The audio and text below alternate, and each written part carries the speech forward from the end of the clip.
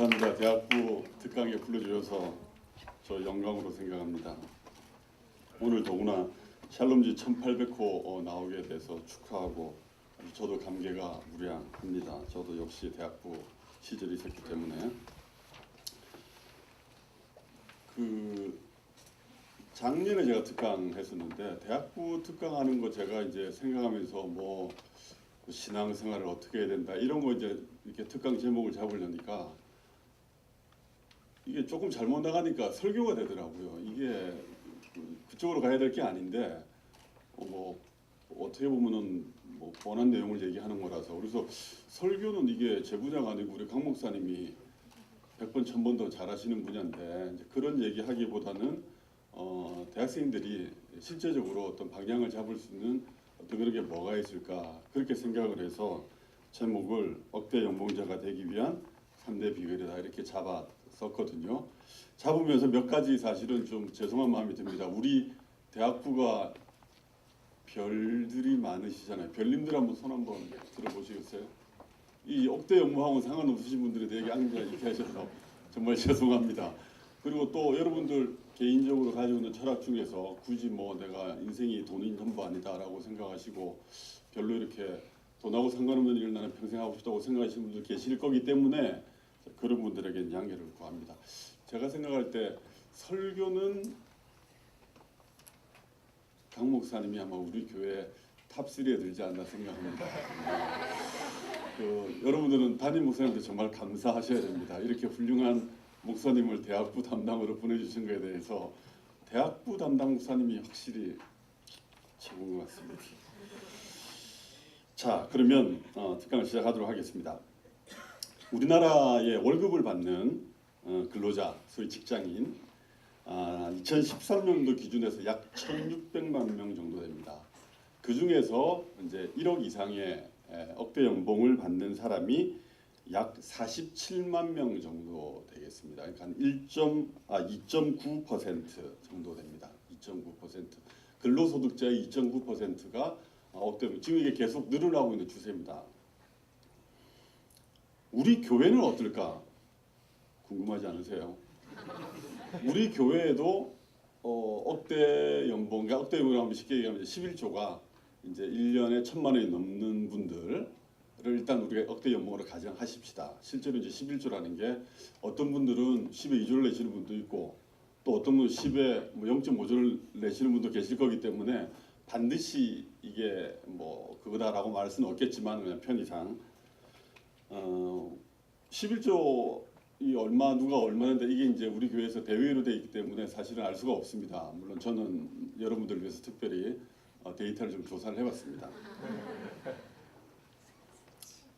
우리 교회가 이 주일학교 아이들부터 심지어 영아부까지 다 11조를 하는 교인들이 많습니다. 그래서 우리 교회 11조 교인들이 한 수천 명 됩니다. 근데 그 수천 명 중에서 제가 어떤 몇 명이라고 말은 못하겠는데 11조가 그 1,000만 원이 넘는 억대의 수입이 넘는 분이 비율로 따졌을 때 약 1.2%가 되겠습니다. 1.2%. 100명 중에 1,000명 중에 12명이 된다는 얘기겠죠. 그죠? 여러분 같은 학생이나 아이들을 제외해도 약 한 1.4%가 됩니다. 1,000명 중에 14명 정도가 이제 우리 교회 11조가 이제 그렇다는 얘기입니다. 제 11조도 그 보통 탑 10에 이렇게 듭니다. 탑 10 플러스 마이너스 이렇게 해서 제가 드는데 그 탑 10 안에 드시는 분들을 보면 탑 1이 누군지 궁금하시죠? 우리 교회 11조. 제가 누군지 말씀을 드릴 수는 없는데 건축관계 사업을 하시는 분이십니다. 그분 11조는 탑 2, 탑 3, 2등, 3등과 비교가 안 될 정도로 11조가 많으십니다. 그러시고 나머지 분들 이제 11조가 1,000만 원 1년 얘기하는 겁니다. 매달 1,000만 원 대박이겠죠. 넘는 분들 이렇게 보면은 그 직업별로 이렇게 봤을 때 제일 많으신 분들이 사업을 하시는 분들입니다. 사업하고 자영업하고 좀 구분이 됩니다. 근데 이제 사업을 하시는 분들이시고 그 다음에 이제 보험 영업 하시는 분이 한 분 계십니다. 정말 그분은 그 회사에서 막 1등하고 이러시는 분입니다. 막 그런 분이 이제 연봉 1억이 넘으시고 저랑 비슷한 사람이 한 두 사람이 있습니다. 그러니까 직장 생활을 하면서 11조가 이제 그 정도 되시는 분들이 이제 한 두 사람 정도 되고 그 두 사람 나머지 한 사람은 신철우 장로입니다. 여러분들 다 잘 아시는 신철우 장로하고 저하고 이렇게 직장을 다니면서 그러니까 사업을 하시는 분이 아닌데 기업에 다니면서 이제 하시는 분들 대략 같은 이 정도입니다. 그래서 이제 여러분들도 나름대로 생각이 있고 또 꿈이 있고 뭐 나름대로 뭐 전략도 있고 계획도 있을 수도 있고 또 전혀 아무 생각 없는 분도 있으시겠죠, 그죠? 저도 여러분 같은데 아무 생각이 없었으니까 어쨌든 그 정도 생각하시면서 한번 본론으로 들어가 보도록 하겠습니다. 그 김동호 목사님이라고 있습니다. 페이스북에 이런 글을 올렸습니다. 제가 인용을 하는 거니까 그대로 한번 읽어드리겠습니다. 예수를 믿는다고 다 부자가 되는 것 아니다. 이분 원래 그 글씨 쓰는 투가 이렇게 짧은 문장으로 이렇게 쓰십니다. 엄밀히 이야기하자면 부자 되는 것과 가난해지는 것은 예수 믿는 것과 일차적인 관계 없다. 그러므로 예수 믿으면 부자 된다는 말은 일종의 사기다. 부함은 우리의 삶의 능력이 될 수 없다. 예수를 믿는다고 다 가난해지는 것 아니다. 예수를 잘 믿으려면 가난한 삶을 살아야 한다는 믿음을 가진 사람들도 뜻밖의 세상엔 참 많다. 훌륭한 가난은 있다. 그러나 가난이 훌륭한 것은 아니다. 가난함도 우리의 삶의 능력이 될 수는 없다. 오직 믿음이 능력이다. 믿음이 부함도 훌륭하게 만들고 믿음이 가난함도 훌륭하게 만드는 것이다. 살다 보면 부해질 수도 있고 살다 보면 가난해질 수도 있다. 살다 보면 성공할 때도 있고 실패할 때도 있다. 살다 보면 삶이 순탄할 때도 있고 순탄치 못할 때도 있다. 예수 믿으면 무조건 부자 되고 무조건 성공하고 무조건 순탄하다는 말은 참 신앙 아니다. 그것은 미신이며 기복적 신앙이다. 믿음의 축복은 환경의 변화라기보다는 어떤 환경 속에서도 항상 기뻐하고 감사하고 자족하며 사는 능력이다. 부한데도 처할 줄도 알고 비천한데도 처할 줄 아는 능력이다. 언제나 근사하고 훌륭한 삶을 살게 하는 능력이다. 제가 좀 길게 인용을 했는데 저도 그렇게 생각을 합니다. 믿음과 부, 믿음과 가난 저는 직접적인 관련은 없다고 생각합니다. 제가 살아보니까 한 마누라 56년 살아보니까 확실하더라고요. 우리 교회 장로님들을 봐도 그러니까 장로님들의 11주 수들이 상대적으로 높습니다. 이렇게 말을 하니까 여러분 중에서 이렇게 말씀하시는 분이 있을 거예요. 11조가 높은 사람이 장로가 된 거 아니냐 그렇게 말씀하실 수도 있어요. 어쨌든 그렇다고 해서 모든 장로님들이 다 부자는 아닙니다. 근데 부한 자든 가난한 자든 믿음으로 훌륭하게 된다는 그 이제 말씀에 저도 동의를 하는데 이런 전제하에서 다시 말하면 부한 자도 죄 짓는 것이 아니고 가난한 자도 죄 짓는 것이 아니다. 반대로 부한 것도 축복이 아니고 가난한 것도 축복이 아니다라는 논리를 전제를 한다면 그런 전제하에서 저는 여러분 모두가 다 부자가 되었으면 좋겠어요. 왜 부자가 되어야 되느냐? 하나님 나라를 보다 효과적으로 확장시키기 위해서는 물질이 필요하기 때문입니다. 선교사를 파송하려면 자금이 필요합니다. 구한말에 오신 우리 그 20대 그 선교사님들, 미국에서 오신 선교사님들, 그분들이 비행기 타고 배 타고 올 때 누군가가 그 자금을 뒤에서 후원을 했을 거거든요. 그랬기 때문에 선교사가 파송이 될 수 있었고 오늘날 우리가 이렇게 예수님을 믿을 수 있지 않았겠습니까? 그래서 물질이 반드시 있어야 하나님 일을 하는 건 아니지만 물질이 있으면 더욱더 효과적으로 할 수가 있습니다. 그래서 저는 여러분들이 전부 부자가 되었으면 좋겠습니다. 동의하시나요? 그 2016년 1월 22일에 그 첫 방송이 된 프로듀스 101이라는 프로그램이 있습니다. 저도 원래 그런 거 보는 스타일이 아닌데 제 아내가 이 음악을 전공하고 요즘 그 짐에 가가지고 이 스포츠 댄스를 하는 바람에 그런 걸 열심히 잘 봅니다. 저도 어쩔 수 없이 봤습니다.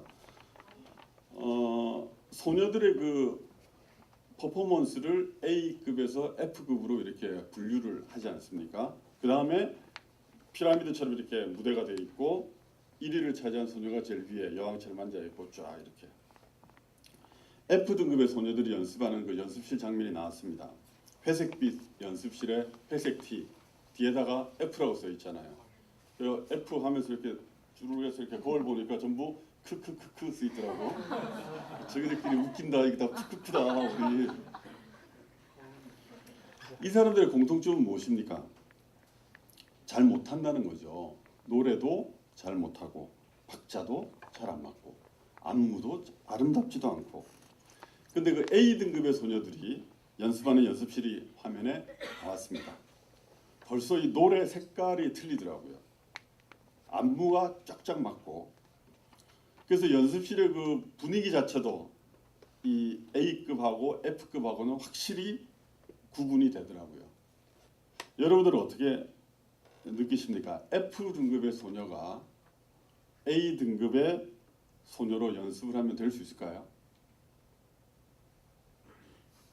제가 대학을 입학했을 때 공과대학에 수석으로 입학을 했습니다. 굉장히 감격적이었습니다. 저는 그 전까지 1등이라는 걸 해본 적이 없었던 정말 빌빌한 학생이었기 때문에 정말 감격적이었습니다. 대학교 1학년 때 캠퍼스를 저는 진짜 걸어 다니는 게 아니고 그 정문부터 루이스 가든 통과해가지고 공과대학까지 올라갈 때 둥둥 떠다니는 기분으로 사실은 학교를 다녔습니다. 저는 수석으로 입학했기 때문에 당연히 내가 공부를 제일 잘한다고 생각을 했고 졸업할 때 아마도 수석으로 졸업을 할 것이고 4년 내내 장학금을 받을 것으로 생각을 했습니다. 근데 공부를 해보니까 그게 아니었습니다. 학점이 거의 대부분 모든 과목이 다 C나 D였고 B 하나 정도의 성적밖에 나오질 않았습니다. 공부가 너무 어려웠습니다. 물리, 화학, 그 다음에 뭐 유체역학, 고체역학 어느 과목 하나 이렇게 예쁘게 보이는 과목이 없었습니다. 친구들하고 같이 이렇게 스터디 그룹하면서 공부를 하면 이 공대니까 다 문제 푸는 거 아닙니까?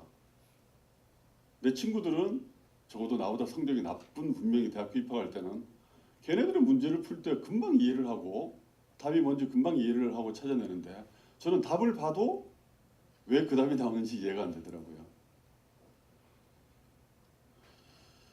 그래서 이 길이 아니구나라는 생각이 일단 들었습니다. 나는 잘못된 길을 왔구나.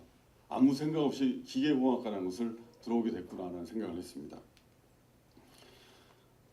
이거 대학을 자퇴해야 되는 건가? 아니면 대학실을 다시 봐야 되는 건가? 그때는 전과라든가 편입제도 같은 게 없었습니다. 결국 2학년 1학기 때 그 유체역학이라는 과목에서 F를 맞았습니다. 그 기계과 혹시 기계과 전공하시는 분 아무도 없나요? 공대도 아무도 없어요? 1명, 2명, 3명, 4명, 5명 전부 다 기독교 교육과입니까? 제가 이렇게 보니까 기독교 교육과가 우리 대학교 제일 많던데. 베르누이 정리라는 게 있습니다. 그걸 이용해서 응용해서 푸는 문제인데 문제가 한 10개가 나왔던 것 같은데 전부 다 베르누이 정리만 갖고 푸는 문제였는데 베르누이 정리 제가 달달 외우고 있었지만은 그 문제를 하나도 풀지를 못했습니다. 그래서 F를 맞고 이제 더 이상 안 되겠다 해서 군대를 갔습니다. 대학교를 졸업할 때 제일 걱정되는 게 취직 문제인데 이 취미나 척성과는 아주 동떨어진 기계과를 전공했기 때문에 도무지 저는 자신이 없었습니다. 근데 군대를 갔다 와서 경영학 과목을 선택적으로 이수를 했습니다. 1학년 때 제가 경영학 원론이라고 하는 과목을 들었는데 그때 그 과목이 괜찮았었습니다. 어렵지 않았습니다. 경영학과의 전공 필수 과목, 예를 들어서 인사조직론이라든가 인사관리, 그다음에 조직론 이런 것들을 그쪽이 경영학과 전공 필수 과목인데 그거를 듣는데 너무나 쉬운 거예요. 그러니까 내가 전공하는 기계과는 가면 무슨 말인지 하나도 못 알아듣겠는데 남의 과에 와서 강의를 들으니까 강의가 너무나 재미있고 쉽고 이해가 쏙쏙 되더라고요. 그때 이제 제가 생각이 듭니다. 아, 이게 하나님이 저한테 주신 달란트구나. 이게 내가 잘하는 거구나라는 생각을 했습니다. 그래서 그때 대학을 졸업하면은 기획과 학부는 이게 아니니까 경영대학원을 가야겠다라는 생각을 했었습니다. 제가 군대에 있었을 때 방위였는데 동기 중에서 미국 시카고 대학 경제학과를 나오고 경영대학원을 졸업한 친구가 있었습니다. 그 친구가 저한테 하는 얘기가 미국에서는 공대 나와가지고 경영대학원 가는 경우들이 많다. 그리고 이렇게 공학이랑 경영학이랑 접목해가지고 하면은 앞으로 취직하기에도 아주 유리하다라는 얘기를 한 적이 있었습니다. 그래서 아, 좋아. 그러면 나는 경영학을 대학원 가서 공부를 더 해야겠다라는 생각을 했었습니다. 근데 어쨌든 그건 대학원이고 일단 취직을 했어야 됐습니다. 기아 자동차를 제가 가려고 노력을 했는데 기아 자동차에 다 떨어졌습니다. 떨어져가지고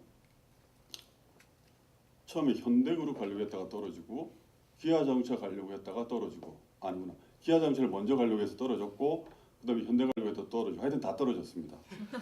그 두 회사가 제가 굉장히 사랑하는 회사였습니다. 근데 둘 다 떨어졌어요. 그래서 무역회사를 이제 가야겠다 해가지고 이제 이력서 막 열 몇 군데 보내가지고 그 중에 한 군데 이렇게 연락이 와서 이렇게 입사를 하게 됐습니다. 그 무역회사를 다니면서 기아 자동차를 다시 다니고 싶었어요. 왜냐하면 기아 자동차를 너무 사랑했으니까. 그 시험을 봤어요. 이번에는 시험 보고 합격을 했어요. 그리고 이제 면접을 하러 갔습니다. 면접을 하러 갔는데 쫙 이렇게 서 있고 저희들이 한 10명 정도 서 있고 면접관들이 뭘 물어봤어요. 뭘 물어봤냐면 용접 기술에 관한 걸 물어봤는데 제가 한 중간쯤에 있었는데 이쪽부터 쫙 물어보는데 다 대답을 못했어요. 저는 대답을 잘했어요. 왜 대답을 잘했냐면 제가 대타했던 그 무역회사가 바로 용접기를 만드는 회사였어요. 그래서 제가 잘 알고 있었던 너무나 쉬운 거였어요. 근데 이 다른 친구들 아무도 대답 못했어요. 그래가지고 아 이건 이제 합격이다. 드디어 내가 사랑하는 기아 자동차 들어가겠다. 그런데 그때 저는 무역회사를 이미 다니고 있었다고 그랬잖아요. 그래서 이제 경영대학원을 또 다니고 있었어요. 야간으로. 그래서 제가 면접관에게 물었습니다. 저는 사실 이 기계과면 이제 이 자동차 이거 하러 가잖아요. 이거 망치 들고. 그래서 그거보다는 마케팅 업무를 하면 좋겠는데 가능하겠습니까? 라고 물어봤어요. 그러니까 안 된다고 그러더라고요. 또 다른 면접관이 또 만약에 안 되면 어떡할 건데 이렇게 물어보더라고요. 그래서 제가 안 되면 저는 안 갑니다. 딱 그랬어요. 아, 담당 제가 기아자동차 꼭 찾습니다.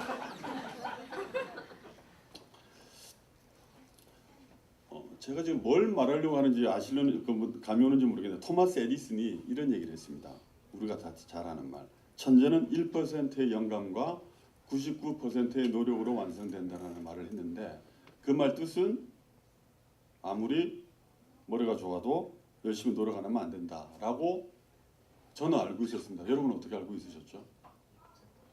토마스 에디슨의 자서전에는 그렇지 않다고 이게 사실인지 아닌지 모르겠어요. 인터넷에 떠도는 얘기라서.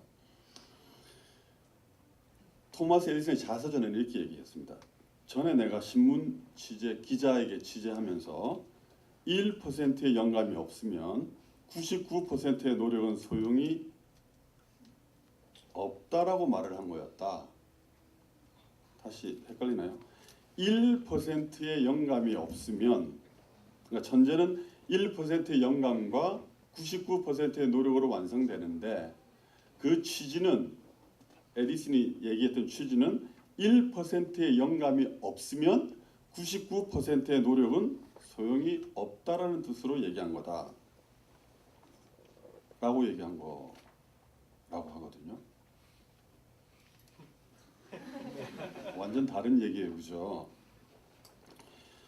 노력을 강조한 게 아니고 1%의 그 영감을 에디슨이 강조했다는 말입니다. 여기서 영감이라는 것은 어떤 천재성이 아니고 본인의 어떤 그 타고난 어떤 그 달란트 이런 걸로 설명하면 훨씬 더 은사 뭐 이런 걸로 능력 이런 걸로 설명 훨씬 더 정확한 말인데 그냥 무조건 열심히 노력한다고 해서 되는 게 아니라는 얘기입니다. 다시 그 프로듀스 101로 가면은 거기에 그 일본 그 거리 하나 출연했었어요. 그죠? 그 걸은 정말 노래도 못하고 걔는 정말 왜 나오는지 모르겠는데 하여튼 걔 나왔더라고요. 이게 자기는 좋으니까 하고 싶어서 나온 거거든요. 근데 잘하는 건 아니거든요. 제가 여러분들한테 드리고 싶은 첫 번째 말씀, 억대 연봉자 되는 첫 번째 비결은 내가 잘하는 것을 해야 된다는 것을 제가 말씀드리고 싶은 거예요. 혹시 여러분 가운데 스티브 잡스가 한 말이 있습니다. 자기가 좋아하는 일을 해라. 자기가 좋아하는 일에 헌신해라. 이런 얘기 많이 합니다. 우리 방송이나 신문이나 이렇게 보면 그런 걸 아주 저도 뭐 지난 금요일 날도 어떤 신문 칼럼에 그런 거 쓴 거 봤습니다. 자기가 미치도록 좋아하는 것을 해야 된다. 그분들은 자기가 좋아하는 게 자기가 바로 잘하는 거예요. 그래서 그분들 그렇게 얘기하시는 거예요. 스티브 잡스는 그렇게 얘기하는 거예요. 근데 저는 저 노래 부르는 거 좋아하거든요. 그렇다고 제가 노래 부르는 걸 전공하면 어떻게 되겠습니까? 필사가 되는 거죠. 그러니까 자기가 좋아하는 것을 하면 안 되는 거죠. 보통 사람은. 여러분 중에서 내가 좋아하는 것과 내가 잘하는 것이 일치되는 분들이 있으실 거예요. 그분은 그거 하시면 됩니다. 근데 그렇지 않고 내가 좋아하는 게 뭔지도 잘 모르겠고 내가 잘하는 게 뭔지도 잘 모르겠고 그런 사람들은 열심히 내가 잘하는 것이 무엇인지 캐치하기 위해서 노력을 하셔야 됩니다. 전공 쪽이 잘하면은 그 전공이 잘하는 거고 내 전공하고 맞지 않는 것들이 있으면은 저처럼 다른 과학 한번이라도 찾아보시면서 강의를 들어가면서 자기가 어느 쪽에 잘하는 건지 하나님이 저한테 주신 은사가 어느 쪽에 있는지 그것을 찾아보려는 노력들을 지금부터 대학교 다닐 때부터 하셔야 됩니다. 그렇지 않으면 시작할 때부터 힘들어지는 거죠. 그래서 하나님이 나에게 주신 달란트, 은사를 먼저 찾는 것이 중요하다. 그래서 그 잘하는 것을 하는 것이 중요하다. 그거를 제가 꼭 말씀드리고 싶고요. 대학을 전공한 다음에 취직을 하잖아요. 또 어떤 일을 하게 되잖아요. 2015년 작년에 8월달 신문 기사를 보면 서울 시민 중에서 4년제 대학 이상 졸업한 사람을 두고 조사를 했습니다. 지금 현재 하는 일하고 내 전공하고 대학교 때 배웠던 전공하고 유사하거나 일치하는 일을 하고 계십니까라고 물어봤습니다. 몇 퍼센트 정도 사람이 자신의 전공과 유사한 또는 전공과 동일한 일을 하고 있을까요? 서울 시민들 중에 여러분들 서울 시민이시니까 50%가 그렇게 하고 있다고 그랬다. 그러니까 여기 있는 분들 중에서 아마 50%는 지금 전공이 뭐든 간에 아마 졸업하시고 뭔가 일을 할 때 전공과 관계없는 일들을 아마 하고 계시지 않을까 그렇게 생각을 하거든요. 근데 이게 금수저은수저 이런 얘기 많이 정말 하는데 출발선부터 이렇게 그러니까 4년 동안에 전공한 거하고 4년 동안 전공하지 않은 거하고 하는 게 출발선에서 굉장히 달라지는데 제가 두 번째로 꼭 강조드리고 싶은 것이 전문성을 가져야 된다는 것을 말씀드리고 싶습니다. 억대 연봉을 받으려면 본인의 전문성을 가지고 있어야 됩니다. 그렇지 않으면은 회사에서 적어도 억대 연봉을 줄 만한 가치가 없는 거죠. 그럼 어떻게 하면은 전문가가 될 수 있느냐? 첫째는 우리 대학부 청년부 후배 중에 하나 있는 젊은 집사님 한 분이 저 교회 그 사무실에 와가지고 그런 얘기했습니다. 장로님 뭐 이런저런 얘기하다가 어떤 영화 감독 얘기를 하면서 그분이 그런 얘기를 했대요. 그분이 타고난 영화 감독이 아니었는데 최근에 영화를 하면서 대박을 쳤는데 그분이 한 얘기가 하면 보통 우리 된다 그러죠. 그분은 그 영화 감독 하시는 말씀이 하면 는다라고 얘기한다거든요. 하면 는다. 제가 대학 시절 도서관에 공부할 때 열람실에 맨날 붙여놨던 글 중에 하나가 연습은 완벽을 낳는다는 말을 썼었습니다. Practice makes perfect. 그래서 내가 원하는 어떤 전문성을 얻기 위해서는 무엇인가 연습하고 노력하는 것이 필요한데 어느 정도 어떻게 연습해야 되느냐. 가장 기준으로 나오는 것이 보통 1만 시간의 법칙입니다. 1만 시간의 어떤 한 분야에 계속해서 자신의 시간과 노력과 열정을 투자해야만이 그 분야에 전문가가 될 수 있다고 얘기를 합니다.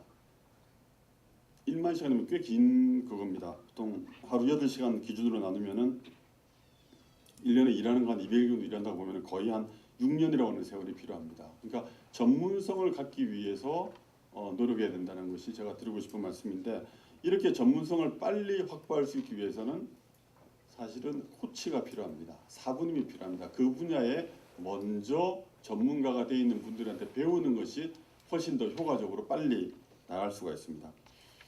또 하나, 책을 많이 읽어야 됩니다. 마이크로소프트 창업자인 빌 게이츠가 오늘의 나를 읽게 한 것은 학교가 아니고 마을의 도서관이었다 라는 얘기를 합니다. 책을 많이 읽는 것이 전문성을 쌓아가는데 내가 경험하지 못한 부분들을 책을 통해서 전문성을 쌓는데 도움이 될 수 있습니다. 저는 어떤 분야에 흥미가 생기면 그 분야에 관한 책을 한 10권에서 15권 정도 그냥 한꺼번에 삽니다. 그리고 그냥 쫙 읽어봅니다. 그러면은 그 분야에 대해서는 책을 한 권 쓸 수 있겠다는 생각이 듭니다. 제가 그 명량이라고 하는 그 이순신 장군님 영화 언제 재작년에가 나오기 그 전에 이상하게 이순신 장군님에 대해서 굉장히 이렇게 피를 꽂혔습니다. 그래가지고 한 15권 정도 책을 샀습니다. 그 보통 이렇게 중고 서적을 삽니다. 그 이순신 장군님 뭐 새로운 서적 뭐 그래봐야 이순신 장군님이니까 10권에서 15권 읽어보니까 정말 한 사람 이순신 장군님에 대한 건데 너무나 다른 이제 각각 다른 시각에서 자기 나름대로 시각에서 글을 쓴 거잖아요. 정말 재밌는 얘기들이 참 많이 있었습니다. 예를 들면 아마 잘 모르실걸요. 이순신 장군님도 첩이 있었더라고요. 어떻게 보면 당연한 건데 그때 당시에 다 첩이 있었잖아요. 근데 이순신 장군도 첩이 있었어요. 그 이순신 장군님이 자기 첩이 애를 가진 거예요. 이상하다 하고 날짜를 딱 내가 지금 여기 전쟁에 나와 있는 지 얼마나 오랫동안 되었는데 왜 애를 가졌나 해가지고 놀래가지고 따져보았다가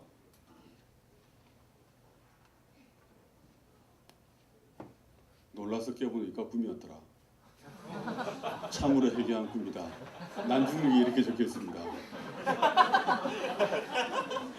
우리가 생각할 때 이순신 장군은 굉장히 강직한 분으로 알고 있는데 이순신 장군님이 그 진린이라고 하는 명나라 그 수군 제독이 봤을 때 그분을 아예 그 항구에서 만난 게 아니고 바다에까지 가서 그분을 모셔옵니다.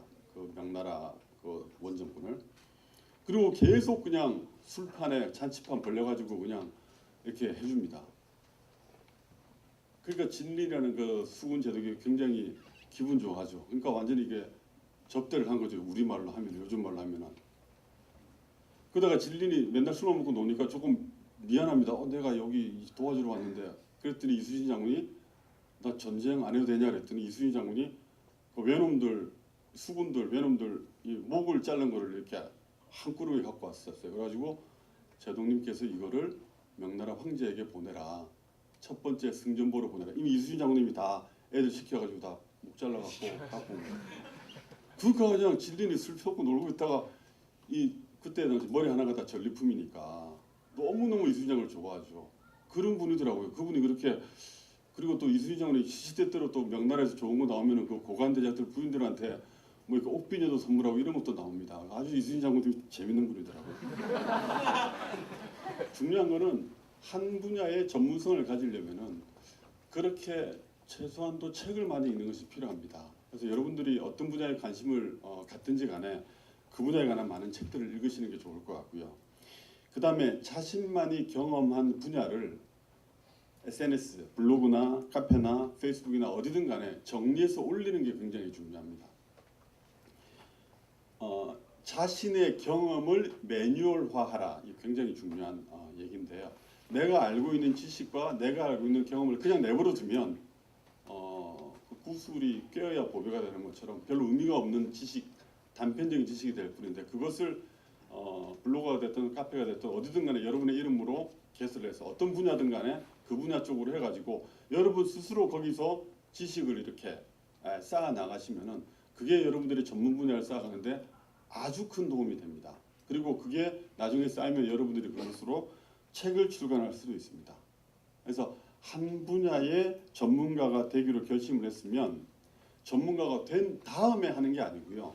전문가가 되기 위해서 그런 인터넷 SNS를 이용하는 것이 정말로 좋습니다. 그리고 그런 것들을 통해서 여러분들의 전문성을 남들이 또 알 수 있는 거죠. 인정받을 수 있는 좋은 툴이 될 수 있습니다. 그래서 시너지 효과를 얻을 수가 있는 거죠. 그래서 여러분들이 어떤 책을 봤어. 그럼 책 본 걸로 끝내지 마시고 그걸 썸물해가지고 뭐 이수신 장군님의 뭐 이면의 모습, 우리가 몰랐던 이수신 장군 이래가지고 이렇게 올리는 거죠. 그러면 이수신 장군에 대한 전문가가 되는 거죠. 이수신 장군은 하나 예일 뿐이지만 어떤 분야든 간에 여러분들이 원하시는 어떤 그런 분야에 어떤 지식이 축적되는 대로 그것을 그냥 가지고 있지 마시고 그렇게 인터넷에 올려가지고 만드는 것이 필요하다.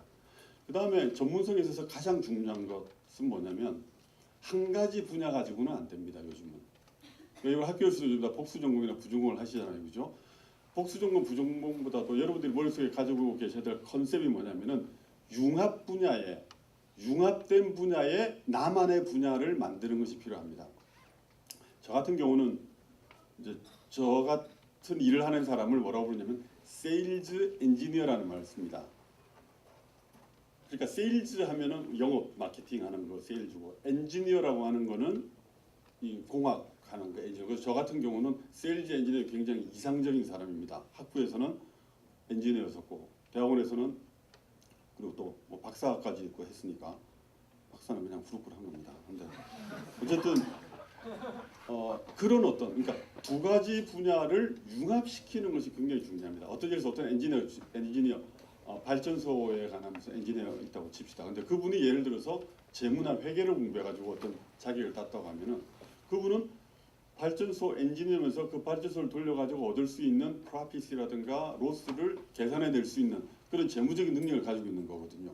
그러한 융합된 어떤 그 여러분만의 분야를 만들어 나가는 것이 필요합니다. 그러니까 한 가지 분야만 전문가가 되려고 하면 안 되고 요새는 워낙 피가 튀기니까 그래서 또 다른 분야 여러분들이 관심 있는 부전공이 되든 복수 전공이 되든 그 두 개를 융합시켜 가지고 뭐 피아노를 치는 변호사 이런 책을 본 것 같은데 어쨌든 뭔가 두 개를 융합을 시키셔야 됩니다. 융합시켜 가지고 여러분만의 고유한 그래서 이 분야에서는 시켜서 여러분밖에 없는 거예요. 그 분야는 그렇게 해서 융합시켰기 때문에 여러분밖에 없는 거예요. 그렇게 될 때 전문가가 될 수가 있고 그렇게 전문가 되는 사람이 회사 입장에서 봤을 때는 내버릴 수가 없는 거죠. 자르고 싶어도 자를 수가 없는 거죠. 그 사람을 대체할 수 있는 사람이 없기 때문에. 그리고 그런 것이 여러분의 그 가치를 사실은 올려줍니다. 그래서 억대 연봉을 받기 위해서는 일단 잘리지 않아야 되는데 잘렸거나 아무 소용없거든요. 그런 것들 다 같이 이렇게 뭉쳐서 간다. 이렇게 이제 생각을 하시면 되고요. 그 다음에 제 개인적으로 그 이제 우리가 다 같이 신앙생활을 하시는 사람들이니까 제가 이렇게 월급 받으면서 이렇게 억대 연봉이 초과된 시점이 있었어요. 그 시점이 언제였냐면 제가 헌당헌금을 추가로 1억을 작정했을 때였습니다. 헌당헌금을 제가 1억을 하고 그 다음에 이제 1억 했으니까 됐다. 그래도 뭐 억제로 들어갔으니까 이 정도면 월급 받는 놈 이 정도 했으면 됐지 하고 저는 이제 더 이상 안 하려고 했어요. 근데 그때 또 뭐 교회가 어렵고 힘들고 뭐 이래가지고 그때 해야겠다 해가지고 그때 마음을 먹은 게 이제 1억을 더 작정을 해야겠다고 생각을 했어요. 근데 그때 이제 그때 월급 받는 수준 제 아내가 맨날 그 얘기 뭐냐 언제 내가 한번 당신 월급 한번 써보냐 뭐 언제나 급여에서 계속 그 헌당금이 나가야 되니까 그래서 언제 한번 써보냐 그래서 또 그때 계산을 해보세요. 그때 월급 내는 거 쭉 계산해 보니까 한 7년 정도 또 이제 걸려야 되더라고요. 그래야지 이제 1억이 끝나더라고요. 그래서 7년을 기다려야겠다. 7년 하니까 재밌는 게 그 창세기에 보면은 그 야곱이 그 라헬을 좋아했잖아요, 그죠? 아닌가? 맞지? 그래가지고 야곱이 라헬을 연애를 했는데 그때 7년을 그 외삼촌 라반이 하라 그러잖아요, 그죠? 그때 그 성경 보면 7년을 며칠 같이 여겼느냐? 수일 같이 여겼더라. 그 연애하니까 뭐 여러분들 연애 많이 하시겠지만 연애하니까 그 라헬이랑 연애하면서 성경에 연애는 다니는 거 있지. 그죠? 약간 좀 거시기 하는 거죠. 연애하면서 그 7년을 수일같이 얘기했다는 말이에요. 그래서 그때 그 말씀이 가슴에 와닿았습니다. 야, 내가 계산해 보니까 7년 정도 이것도 나오는데 그냥 마치 야곱이 라헬을 연애함 같이 그래, 그런 마음으로 감당하자. 그런 생각했어요. 근데 그 기간 동안에 그러니까 7년이 안 걸렸죠. 마지막 헌금제가 다 한 게. 그 중간에 제가 이렇게 아시아 담당 매니저가 되면서 연봉이 오르고 해가지고 그냥 훅 그냥 올라갔어요. 그래가지고 전혀 저도 예상하지 못했고 제가 되려고 싶었던 것도 아니었는데 갑자기 훅 그냥 승진이 됐어요. 그래서 연봉이 그냥 훅 올라갔어요. 그래가지고 그냥 그 1억 한 거를 7년까지 안 걸리고 훨씬 더 빨리 감당할 수가 있어. 그래서 정말 신기하구나. 물론 이게 어떤 인과관계를 어떻게 제가 설명해야 될지는 모르겠지만 저 개인적으로는 그런 체험을 한 적이 있습니다. 마지막으로 제가 당부하고 싶은 얘기는 이런 겁니다.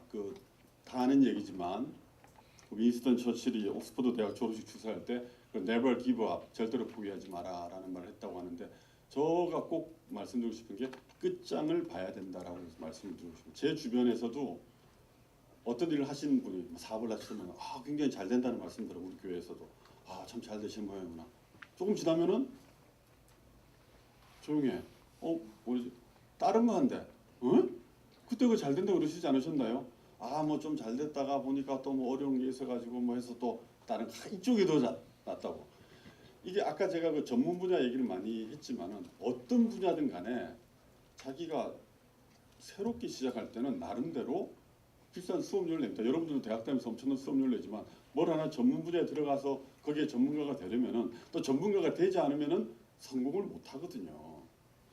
그런데 옆에서 보면 되게 쉬운 것 같아. 내가 하는 일이 제일 힘들고 정말 돈도 안 되고 저 사람은 정말 쉽게 하고 정말 돈 잘 되네. 아까 제가 말씀드렸던 우리 교회 지완 최고로 그 11조 많으신 장로님 그거 별거 아닌 것 같은데 제가 볼 때 그렇게 생각이 들어요. 근데 그게 별거 아닌 게 아니겠죠. 그죠? 이제 그런 건데 그냥 이렇게 보면 저건 내가 하면 될 것 같은데 하고 가는 거예요. 거기 가면 또 똑같아. 잘 안 돼요. 당연히 그런 사람들은.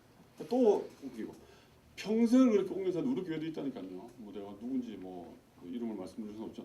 참 안타깝다. 저 분야 저거 끝까지 하면 될 텐데 왜 저걸 못하고 어렵다고 힘들다고 또 바꿔서 하나. 그래서 어려운 일, 힘든 일이 있었을 때 끝까지 해내고 뭔가 포기하지 않고 끝까지 하는 것이 저는 참 중요하다고 생각합니다. 미국에 한 단역 배우가 있었는데 원래 그 사람은 시나리오 작가면서 배우였었습니다. 태어날 때 의사의 실수로 왼쪽 눈과 이쪽이 잘못했었어요. 그래가지고 이 정상적으로 발음이 약간 안 됐어요. 약간 어눌하게 들렸어요.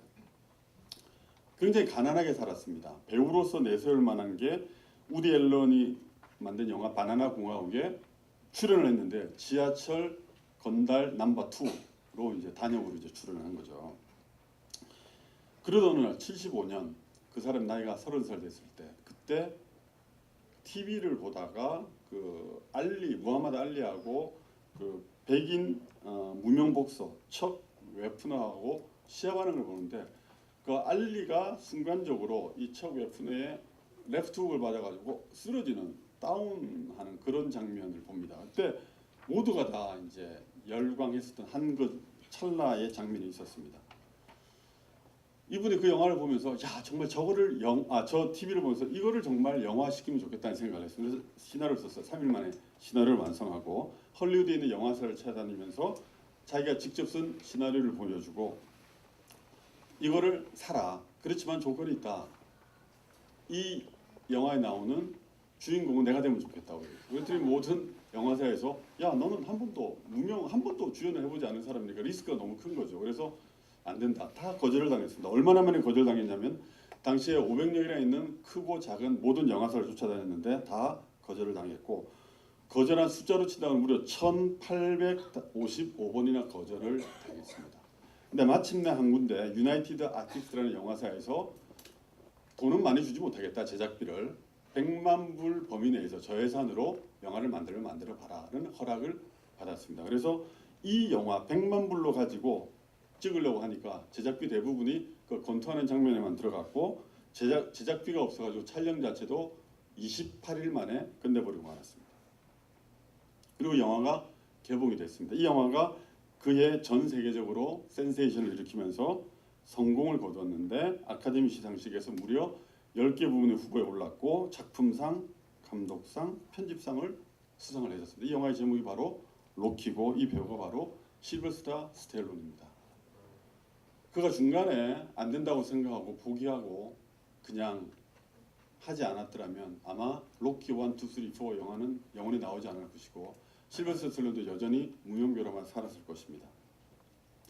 실제로 성공한 사람들의 대부분이 어려움이 없었기 때문에 저절로 됐다기보다는 어렵고 부족한 환경 속에서도 어려움을 헤치고 어려움을 극복한 사람들이다. 그런 면에서 저는 흙수저도 얼마든지 금수저가 될 수 있다고 저는 강하게 믿는 사람 중에 한 사람입니다. 나사에서 그 아폴로 11호에 탑승할 우주 비행사를 선정하면서 1차로 물론 그들이 가지고 있는 비행 경력과 이력을 보고 선발을 했고 그 다음에 2차로 심사를 하면서 그들에게 인생의 여정에서 위기를 겪어본 적이 있느냐, 그 위기를 어떻게 극복했느냐. 그래서 위기를 겪어보지 않은 사람들을 다 2차 심사에서 제외를 시켰습니다. 왜냐하면 그 우주 여행이라는 전혀 인류가 해보지 못한 우주 여행을 떠날 때에 어떤 일이 생길지 아무도 모르기 때문에 그 생기는 돌발 현상에서 대처할 수 있는 그런 사람을 찾는 것이 특강을 끝내라고 하는 그것이 바로 아폴로 11호의 우주 비행사를 뽑는 조건 중에 하나였다고 들었습니다. 갈라디아서 6장 9절에 우리가 선을 행하되 낙심하지 말아라. 피곤하지 않으면 때가 이르매 거두리라. 개역개정판에서 이걸 어떻게 번역을 했냐면 우리가 선을 행하되 낙심하지 말지니 포기하지 아니하면 때가 이르매 거두리라라고 해석을 했습니다. 포기하지 않으면 거두는 것이 하나님께서 저희에게 주신 권면의 말씀입니다. 결론적으로 요약을 하겠습니다. 오늘 특강을 요약하면 첫째는 우리는 부자가 되어야 됩니다. 하나님의 나라. 예수님의 마지막 선교 명령을 수행하기 위해서는 부자가 되어야 되는데 첫째는 하나님 나에게 주신 달란트, 잘하는 것을 직업으로 선택하도록 하시고요. 부업으로 취미를 하시면 됩니다. 두 번째, 대체 불가능한 나만의 융합적인 전문성을 가져라. 하고 말씀드리고 세 번째로는 끝장을 봐야 된다라는 것이 제 특강의 결론입니다. 그런데 마지막으로 한 가지 보태고 싶은 중요한 말이 있습니다. 억대 연봉자가 되면 부자가 되는가? 여러분이 저를 보고 김장은 엄청 부자인데라는 생각이 드십니까? 그렇지 않습니다. 2억 3억의 연봉을 받아도 부자가 되는 부자가 되는 길은 따로 있습니다. 그래서 제가 제목이 부자가 된다 이런 말 안 쓰고 유념하셔야 된다. 억대 연봉자는 제가 확실하게 말씀을 이렇게 하면 될 수 있겠다라고 말씀드릴 수 있는데 부자가 되기 위해서는 억대 연봉자만 돼가지고는 뭔가 부족합니다. 큰 부자가 될 수 있는 게 따로 있는데요. 다음에 저 특강을 불러주시면 기도하고 마치도록 하겠습니다.